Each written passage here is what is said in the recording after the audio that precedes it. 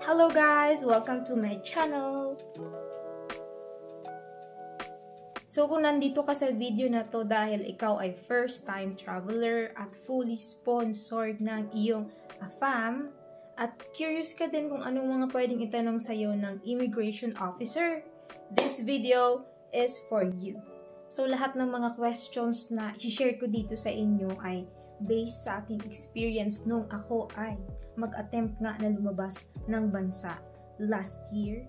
Kaya magkakaroon tayo ng part 1 at part 2. Part 1, first set of questions na tinanong sa akin nung na-upload ako at ang ating part 2 ay second set of questions nung ako ay finally nakalusot na sa horror experience ko sa immigration officer.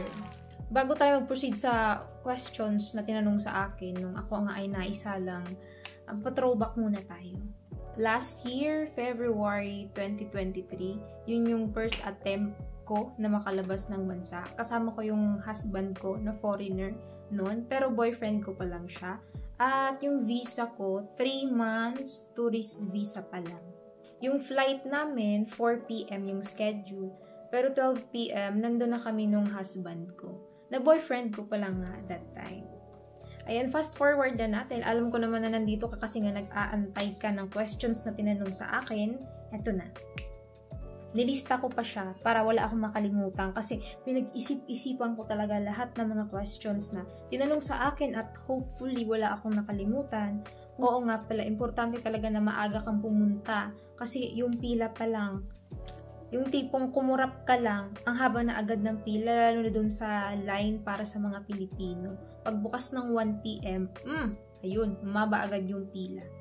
At saka, pag first time traveler ka, alam mo na, mapupunta ka talaga doon sa room kung saan kailangan mo ng second interview. Kasi dun sa pila ng mga foreigner, ang smooth lang kasi yung husband ko naman ay labas-pasok na ng Pinas. I mean, second time niya na nung pagpunta niya nung February, kaya ang smooth lang ng pila niya dun sa kabila. Eh ako talaga, naharang agad. So ayun na, nung pumila na nga ako na nga, yung unang IO na na-encounter ko, lalaki. Ayan, binigay ko agad sa kanya yung requirements. Alam ko naman na-check niya yung visa ko and all, kasi tinignan niya talagang ganyan-ganyan. Tinanong niya pa rin ako, sabi niya, hanggang kailan daw ako magsistay sa ibang bansa? Sabi ko, 3 months po. Tapos, alam mo yung sabi niya, bakit parang antagal? 3 months? Pag sabi ng ganun, ay! Alas! Ito na ba yung Q&A? Part 1. Ang nasagot ko na lang yan naman po kasi yung maximum kapag tourist visa, 3 months po. Feeling ko medyo alanganin yung para sa kanya kasi, di ba, usually naman kapag tourist visa, minsan 1 month, 2 weeks, 1 week, or few days lang, depende. Tapos yun, tinanong niya nga ako kung sino kasama ko. Sabi ko, kasama ko po yung boyfriend ko. At nandun po siya. Sabi niya, papuntahin kita doon sa room na yun. Pero isama mo na yung boyfriend mo. Sabi ko naman, okay po. Binigay niya sa akin ulit yung requirements na binigay ko, yung passport and visa, ganyan. Tapos, tinawag ko na yung husband ko. Syempre, bago naman ako napunta doon, nanood na talaga ako ng maraming videos sa YouTube, sa Facebook, at unfortunately, talaga, sinasabi nila na kapag first time traveler at sponsored ka pa ng AFAM mo, may possibility talaga na offload ka or stricto talaga yung mga immigration officers pagdating sa ganyang situation. Yun nga, nung pumunta na kami doon sa room na yun, may mga nakaupo na din, mga katulad kong na-hold na. Grabe, kabang na talaga ako noon. Sabi pa nga nung katabi ko, sabi nung babae, first time mo ba? Sabi ko, yes po, first time ko mag-travel. Sabi niya sa akin, ay ako hindi naman to yung first time ko, pero hinold nila ako. Feeling ko naamoy nila na hindi lang talaga ako mag-visit or magtuturist. Feeling ko naamoy daw ng immigration officer na magtatrabaho talaga siya. Aba, ewan ko kung bakit sinabi yun sa akin nung babaeng nakatabi ko. Malay mo i-chismis ko, pero hindi natin i-chismis, di ba? Wala na tayong oras para dyan. Kabang-kaba na ako that time. Dagdag pa niya ang kalaban daw namin doon ay yung IO sa isip ko. For safety din naman. Lalo na sa situation ko para iwas human trafficking. Pero hindi na ako umimik. Basta quiet na lang ako. Nag-review ako ganyan sa isip. Tapos scribble ang aking mga requirements. At syempre tatanungin ako niyan. At dahil nga sinabi ko kanina na sasabihin ko na ngayong questions at chumismis na naman ako ng kaunti ngayon, sasabihin ko na talaga this time. Hindi to by order ha. Ito yung unang tinanong sa akin. Short story about our love life. Yes! Merong pa ganon si I.O. Sabi dito, kung kailan daw kami nag-meet, saan kami nag-meet, gaano nakatagal, tinanong niya rin yun. Siyempre kasama dun yung info ni boyfriend. Yung full name, dito sa full name talagang minemorize ko. Bakit? Kasi lagi ako nalilito ng spelling ng pangalan ng husband ko. Yung birthday niya, name of parents and address ni husband. Yung work ng parents niya, tinanong pa. Tinanong din kung ano daw ang work ng aking boyfriend at syempre yung complete address ng aking boyfriend.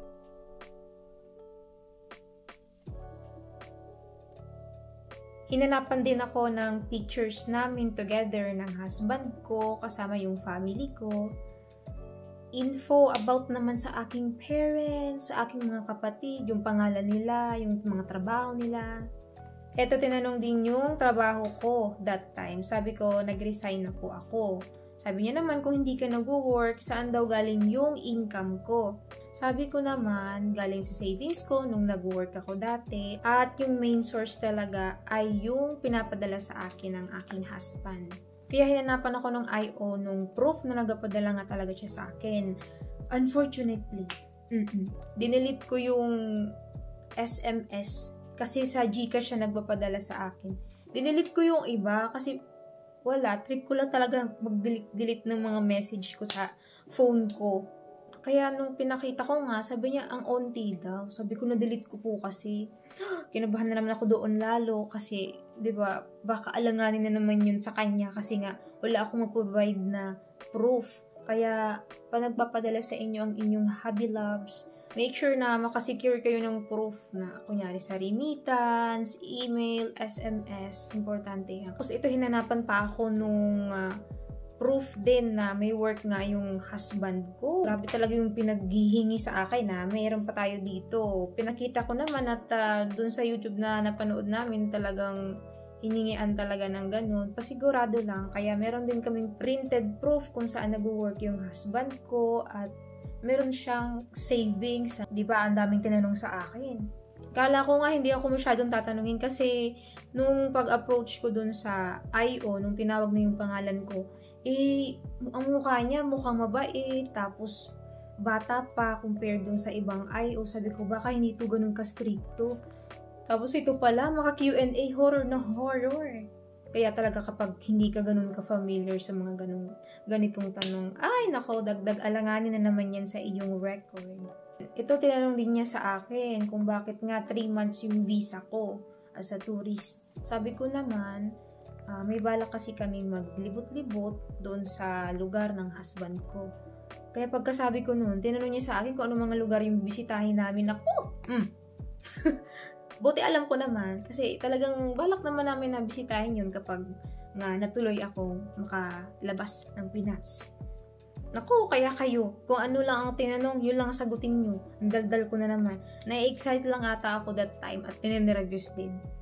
Eto, tinanong niya rin yung ugali ni boyfriend, ni hubby. Sabi ko, ganto, mabait po, ganto. Okay naman sa kanya. Nagtanong din siya about sa pocket money ko. That time talaga, meron lang talaga akong $500. Yun lang talaga yung meron ako on hand. Kaya yun yung sinabi ko. Tsaka ito, tinanong din to sa akin kung may plano daw kaming magpakasal. Napanood ko na yun sa YouTube. Kaya yung sagot ko, yes po, napag-uusapan naman po, pero sa ngayon po, hindi pa po kami nagpaplano magpakasal, napag-uusapan pa lang po. So, yun na yung first set of questions na tinanong sa akin. Eto na. Okay naman yung usapan namin. Nasagot ko naman lahat, confident naman ako at inaral ko. Pero hindi ko lang basta inaral Pinamiliarize ko talaga kasi hindi lang para pansagot mo sa immigration officer, kundi para talaga pansarili mong info kasi dapat alam natin yan. By the way guys, habang nga pala tinatanong niya ako, bawat sagot ko, from time to time, sinusulat niya dun sa white na papel. Pagkatapos niya magsulat dun, tumayo siya, tapos pumunta siya dun sa parang mas matanda na sa kanyang immigration officer. Ayan, nag-usap-usap sila. Ako naman dun. kunyari chill-chill. Pero grabe, kinakabahan na ako. Sobra-sobra kinakabahan na ako that time. Sabi ko, hala, ano kaya? Nakapasa kaya? Or what? Okay naman yung usapan namin. Feeling ko, thumbs up. So, ayun na, bumalik na siya. Sabi niya sa akin, meron ka bang CFO? At yun na po ang nagpalaglag sa akin. Sabi ko, wala po ako CFO. Kasi po yung tinanungan ko, sabi daw po, hindi na yung kailangan kasi hindi ko pa naman daw po siya husband. Sabi niya sa akin, kailangan yung CFO, mandatory requirements namin yun, lalong-lalo na at meron kang boyfriend na foreigner at makakasama mo siya together sa pagpunta sa bansa niya. Kasi meron naman talaga kaming tinanungan. Sabi niya sa akin, kapag hindi pa naman daw husband, hindi naman daw kailangan yung CFO. Naiintindihan ko naman, sinabi niya yung kasi feeling ko, naging stricto na yung IO. At itong tinanungan ko, nakapunta siya dito sa bansang to. Medyo matagal na. Kaya feeling ko, naging stricto na yung mga IO pagdating sa requirements, kasama na nga yung CFO. Yun na nga yung pagkasabi niya nga na kailangan talaga ng CFO, ganto. May mga sinabi pa talaga siya sa akin, pero hindi ko na masyadong maintindihan, hindi ko na talaga matandaan. Yung feeling na nagmamanhid na talaga yung katawan ko that time kasi sabi ko, akala ko, okay yung interview namin. Pero ngayon na sinabi niya na kailangan ng CFO, alanganin na tayo. At fault naman ako kasi alam kong hindi ako naging resourceful pagdating sa requirements. Yung husband ko, nag-effort din naman siya sa lahat ng requirements and all. Pero syempre, Pilipinas, bansa ko yun. Dapat ako yung mas naging resourceful. Dapat talaga sinigurado ko yung mga requirements na kompleto nga. Sulat-sulat na naman siya doon sa papel. Tapos, may binigay niya sa akin yung papel. Tapos sabi niya, balik daw ako dun sa IO. Yung unang IO na nakausap ko yung lalaki. Kinuha ko naman. Tapos tumayo ako. Parang wala nga akong energy nung pumunta ako dun. Tapos after dun sa IO na lalaki, balik ako ulit dun sa IO na babae. Ayun na, nakita ko na yung departure ticket ko. Ang nakatatak. Red. Pinaupo niya ako ulit at in-explain niya sa akin na loaded nga ako kasi wala akong CFO. Sabi niya, offload ka, ibig sabihin, hindi ka makakasama sa boyfriend mo pagpunta sa country niya.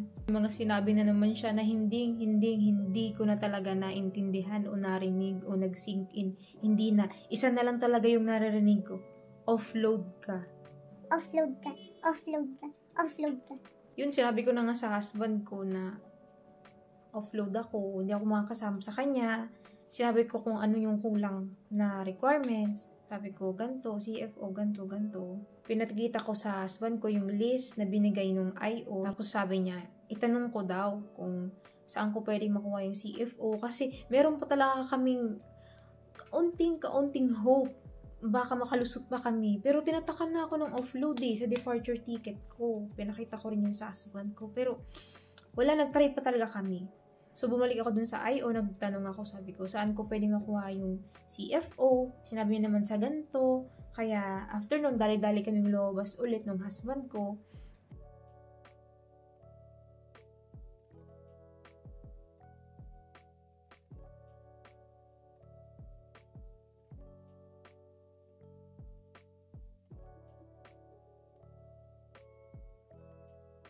In short, naiwan ako sa Pinas at nag-proceed ba rin yung husband ko na umuwi sa bansa niya kasi nag-aantay yung work niya.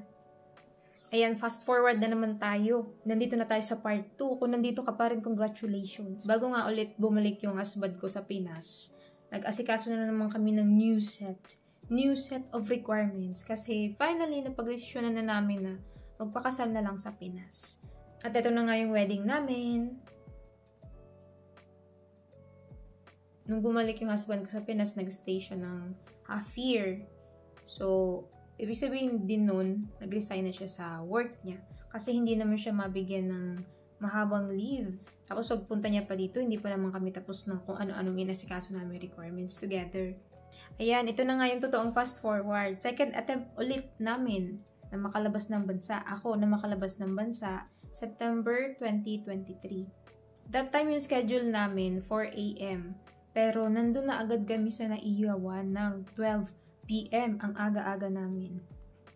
May nakapagsabi din nga pala sa akin na kapag daw yung schedule mo alanganin katulad nung sa amin, 2 AM yung flight namin, sabi daw wala daw masyadong immigration officer. Kasi nung time na pilahan na nga, 1 AM bumukas na naman ulit yung pila. Yung mga kasabay ko, halos-halos foreigner, lahat sila nakalusot. Pati yung husband ko nakalusot na. Ako na naman lang yung pinapunta dun sa room na yun para sa second interview. Tapos yung IO na nakita ko dun, nasa 5 or 6. Kala ko nga wala eh. Scam. Ayan, yun nag-interview ulit sa akin, babae. Ito na yung question sa tinanong.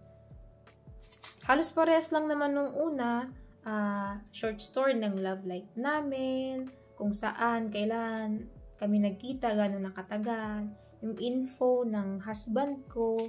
Hindi lang tinanong yung patungkol sa parents. For that time din, yung visa ko, 1 year na. Hinanapan din ako ulit ng pictures namin kasama yung family ko. Tinanong din ako ulit kung anong gagawin ko sa bansa ng husband ko within 1 year. Sinabi ko ulit yung dati, yung tourist, may mga bibisitahan kami, ganun-ganun yung parents niya, yung sa Moscow. At dahil nga kasal na kami, eto syempre, hinanapan ako ng pictures nung kasal namin. Dala ko pa yung buong photo album. Pinala ko talaga at ipakita namin sa parents ng husband ko. Pinakita ko yun sa kanya, tapos yung pictures pa sa phone. Tinanong din ako ng date ng marriage namin. Syempre, alam ko yun. Yung marriage certificate, hinanap din. Tinanong niya rin ako kung kailan ang balik ko. Dapat alam niyo yan kung kailan ang balik nyo sa Pinas. If may balak pa daw akong bumalik, sabi ko naman yes po kasi 1 year visa lang naman po ako. Tapos random question, tinanong niya ako kung anong pangalan ng mayor namin. Kasi guys, yung wedding namin, civil wedding, at nagpakasal kami dun sa office mismo ni mayor. Sinabi ko naman, ito po ang pangalan, ganyan. Napaisip ako, sabi ko, saan niya nakuha yung tanong na yun? Naalala ko kasi nga, dun nga kami kay mayor nagpakasal. Dun sa table niya, ang laki-laki ng pangalan niya, ganyan. Sabi ko, napakaramdam naman ng tanong ni I.O. Pero, syempre, confidently, sinagot natin. Pangalan naman yun ni mayor. So, yun nga yung mga tinanong sa akin, second set of questions. At, finally, tinatakan niya na yung departure ticket ko ng green. Yes! Green. Green na yung tinatak niya, hindi na red. Medyo tuloy nagkaroon ako ng trauma sa color red. Sinabi sa akin, ay, na yun na nga, makakasama na ako. This time, sa husband ko, na pumunta sa bansa niya, yun nga, tinatakan na ng green. Tapos sabi niya, yung record ko daw, i-clear niya na kasi feeling ko, bad record nga yung offload, i-clear niya na daw this time, para daw pagbalik ko, or gusto ko ulit lumabas ng bansa, clear na talaga yung record ko. Tapos syempre, tuwang-tuwa ako. Baw pa ako ng baw. Thank you po, thank you po, thank you po. Naging na akong Japanese. Baw lang ako ng baw. Di ko alam kung nakailan akong baw. Basta tuwang-tuwa ako. Feeling ko lumilipad yung mga paa ko. Yung alam mo yun, hindi mo nararamdaman yung sahig. Kaya sa mga taong paulit-ulit naming pinuntahan, tinanungan, tinawagan, in-email, thank you so much. You help a lot. At saka, sorry na din. Ang saya-saya ko lang talaga at ang sarap sa feeling na finally nakalagpas na ako dun sa boarding gate.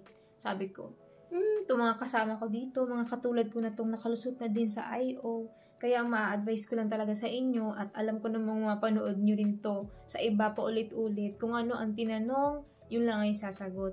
Keep your answer short and simple as much as possible. Mga questions din nung una at questions nitong pangalawa, talagang sinigurado ko na match talaga sila para iwas conflict ka. Sa requirements naman, sumobra ka na lang. Huwag ka lang kumulang. Nako, huwag ka nang tumulad sa akin. At yung pinaka-weapon mo dito, syempre, prayer. Pray lang ng pray. Ibibigay yan sa'yo kung para talaga sa'yo. Yung main reason ko naman talaga, kaya ginawa ko tong video, para makatulong ng onte, mabigyan kayo ng kaunting idea, at para hindi nyo na maranasan yung naranasan ko kasi ang sakit talaga sa heart.